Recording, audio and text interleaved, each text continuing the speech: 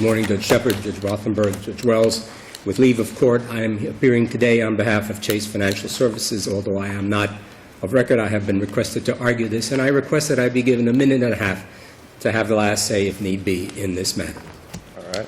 The general question in this case is whether the lower tribunal acted contrary to law in violation or in contravention of the statute pertaining to exercises of equity of redemption, the right of redemption 450315, a statute that has been the focus before this court on two occasions that I'd like to bring to the attention of the court. Well, it's fairly unambiguous, and it provides the right of redemption period, and it expires when the certificate of sale is filed. Exactly. It's very clear on its face. Exactly.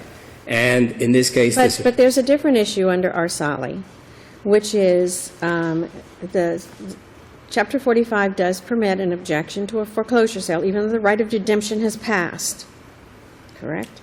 The right of redemption may have passed, but the Chapter 45 does permit an objection to the sale to be filed before the certificate, if filed within 10 days, before the certificate of title is issued, if some equitable grounds can be alleged and demonstrated to set aside the sale. Precisely. Because the right of redemption here was over. The final judgment said issuance of the certificate of sale is the last time you could redeem. There's no question here that didn't happen. It wasn't redeemed. So right of redemption is off. So let's talk about Arsali. And ineluctably, what the trial court did was extend the right of redemption under the guise of some type of equitable exercise of power. We do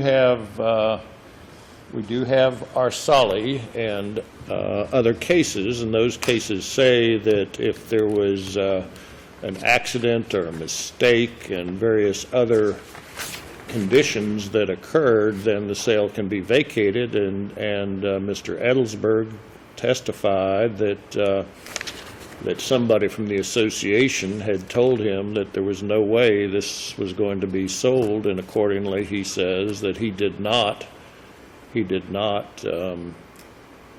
show up at the sale. And are we not here on an abuse of discretion, counsel? We are, but there's also a concept of lack of competent evidence to sustain that so-called finding. Mr. Edelsberg's Mr. Lazarus was part of the association, correct? Mr. Lazarus testified at the hearing that took place on March 15th. He was part of the association, was he not? Mr. Lazarus at that point was no longer part of the association, although he had been associated. And Mr. Lazarus... He was just a condominium unit owner at the time that he said that? Yes, and Mr. Lazarus outright said, I never told him anything like that. I tried to act as a liaison and try to help him, but I never told him the sale would not... I don't really recall that, didn't he? Excuse me? He said, I really don't recall much about the conversation. He was asked, and my recollection is that Mr. Lazarus said, I don't recall telling anything like that. And then he kept on asking, he was asked again. But all along, Mr. Edelsberg was aware that this sale had been set. I mean, my understanding is that when the trial court entered the final judgment, this was a consent judgment.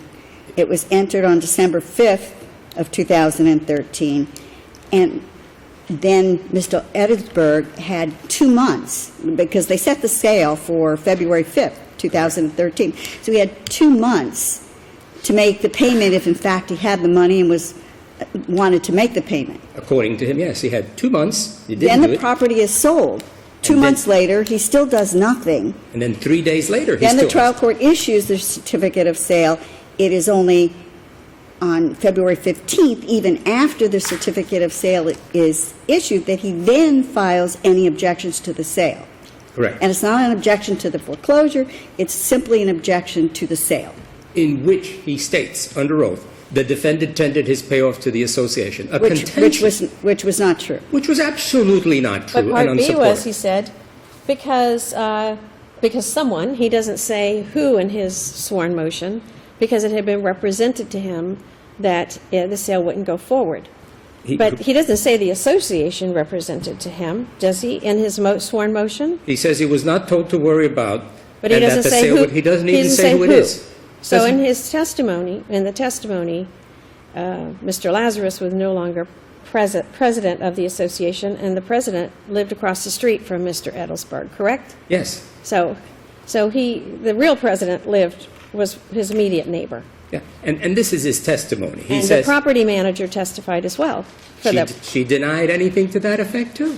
And there's a court order in place. But There's nothing. even if he relied on that statement that no sale would take place, he knew the sale took place on February 5th. Exactly.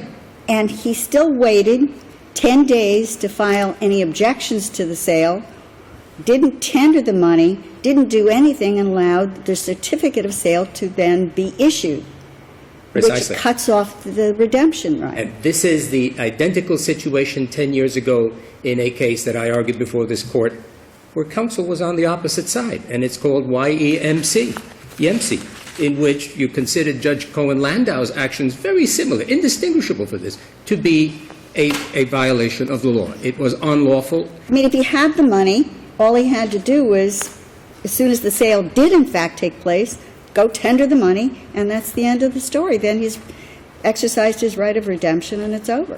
Precisely, but he didn't do that. And mind you, it doesn't happen that quickly. The sale occurs, and the certificate of sale happens 3 days about later. 3 days later. He still had that time, and yet he didn't do that. There is no predicate, no basis under Arsali. I know Arsali clarifies, because we always thought, some lawyers thought that you needed inadequacy of price plus the other conditions. Then Arsali, the Supreme Court, went back and said, no, we're going to clarify that you can have certain situations, fraud, mistake, and the like. None of that exists in this case. There is no predicate, no basis upon which to vacate the sale other than acting contrary to the admonition of this court in the Republic. But the Federal Bank. objections have to go to some mistake, some irregularity with the sale itself, fraud. It has to inure to the sale itself, that there was something irregular about the sale. Precisely. Not that he didn't tender the money because he didn't think the sale would go forward. Precisely. That's why I say there is no predicate for this at all. All right. Thank you, counsel.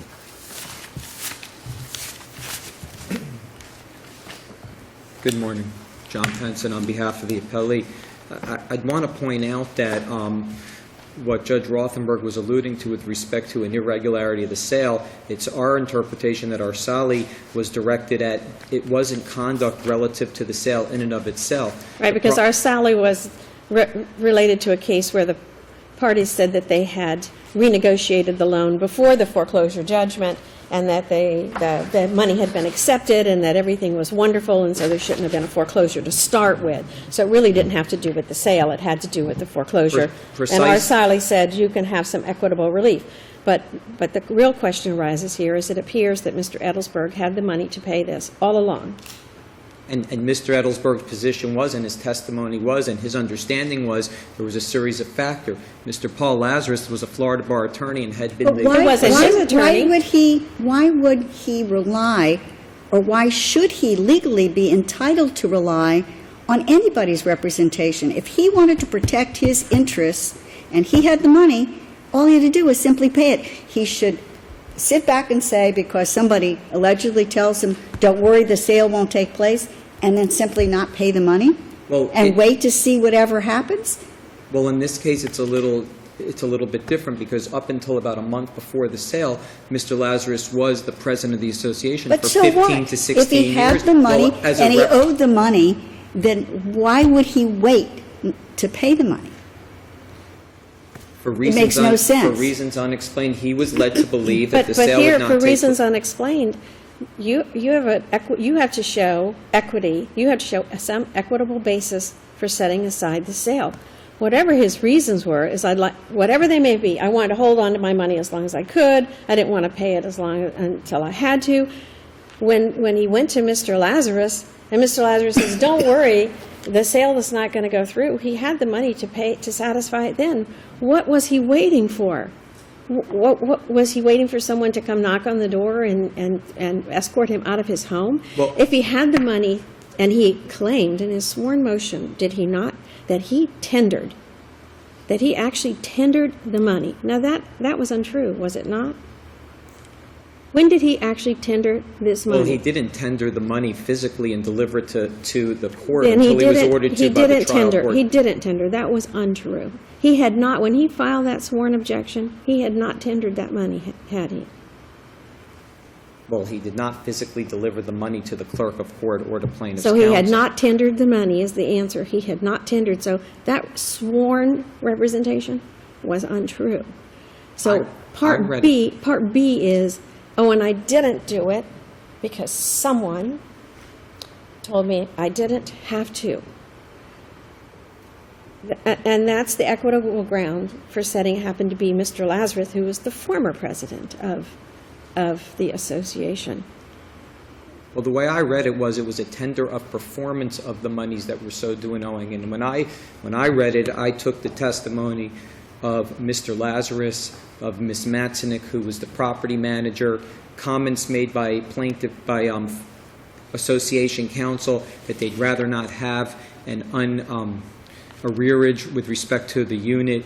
And then the issue then ties back to, with regard to following the sale, that Judge Rothenberg raised of why wasn't it even redeemed after the But sale. here is what we have. We have an innocent, a truly third-party purchaser who, like thousands and thousands and thousands of foreclosure sales that happen all the time in Dade County.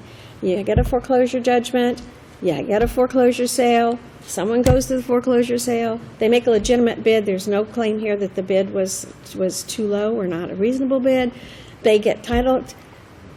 Now comes someone and says, well, my next door neighbor told me I didn't have to pay this, so let's unwind this whole thing.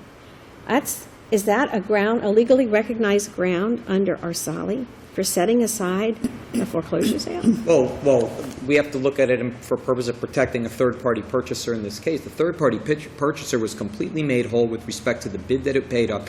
They got their attorney's fees. The purchaser purchased. He had every right to go to that day, that sale on that date. It was properly noticed and so on. And he has to have some rights that if he follows what the court lays out and is the successful bidder, that his interest will be protected absent some pretty extraordinary circumstance. Isn't that so? Well, the way that we interpret it is that there was a series of factors leading up pre-sale. Following the sale, Well, there were a series of factors. All he had to do was, and we're repeating ourselves here, I think, but all he had to do was pay it and redeem the property. which when he was ordered to, he did. Well, and- but it's never did. outside the redemption period. He never- He had, from the time of the sale until the certificate of sale was issued, he had the time to redeem, he had the time to exercise his right of redemption. Does a circuit court have the right, under its equitable powers in a foreclosure action, the right to ignore a statute and a final judgment that's unambiguous? You have a statute that says that the right to redemption ends when the certificate of sale has been issued. And you have a final judgment in this case that also clearly and unambiguously provides that upon the filing of the certificate of sale, that the appellee's, your client's claims to the property would be foreclosed, and that's it. Their rights are finished. So does the trial court, sitting in equity, have the right to trump both the language of the final judgment itself as well as the statute when they're clear and unambiguous? Well, in responding to your question, when you look at it in that context, there would basically be very limited grounds for ever setting aside a foreclosure sale when there is a final judgment with respect to the issuance of the That's certificate. true. And that's true. So be it. That's the way the country works. And in this proceeding, following the sale in and of itself, and after multiple hearings and the taking of testimony and listening to the argument of counsel, this trial court, in weighing the evidence, made specific findings, Well, specific that's rulings. another issue. This court didn't make any findings at all until after the evidentiary hearing. He orally announced, well, if you come by 4 o'clock today and pay this amount of money, and then come in here on Monday and tell me you've paid it, well, then I'm going to set aside the sale. He didn't make any findings until after. Then on Monday morning, the judge comes in and says, well, what happened? Did you pay the money? And the answer was yes. And he goes, okay, sale vacated. What findings did the court make at the time it made that oral pronouncement? Well, I think, just to answer one point before I Then get to your that time is, then your time is up, counsel. I think what the court was doing was actually as a benefit to third-party purchaser to say, hey, if you don't have the money, we're not even going to go there. But since we're going to require you to even stand up and show that you have the money before we even go there. And under that, when you look at it in that context. Then why did the trial court set didn't go aside there. the sale? What were the grounds? Fraud, mistake, irregularity in the sale? What? Well, I think on that, Your Honor, I think on that ground, that's directed toward the Arsali because that standard was But set. doesn't the trial court have to hang its hat on something? Can't just say, just because I'm going to wave my wand? No, here specifically, it based its ruling on listening to the testimony of. And which Mr. basis under Arsali did it adjudicate and say, under Arsali, I'm finding that the association defrauded Mr. Edelsberg by going ahead and selling this property? Or mutual mistake, or mistake that's recognized in law is the reason I'm setting aside this sale. Which one of those equitable grounds recognized in Arsali as a basis for setting aside a foreclosure sale did the trial judge announce before it said, I'm going to let you pay this? Well, just so the court's clear, the Arsali decision didn't come out, and it came out while There the was appeal- no ground stated before the judge said, well, if you pay by 4:30, things are corrected, correct? There was no basis said before until we came in the Thank following you. Monday morning. Thank you, counsel. Judge Shepard, page 33 of the transcript of March 15th, the Ides of March. Question to Mr. Lazarus. At any time did you instruct or advise Mr. Edelsberg that the sale would not go forward? Answer, no. Then the court came in and said, Mr. Lazarus, was there ever a statement made by you to the effect that these condo sales never go through if there's a first mortgage? Witness, no. I have nothing else to add.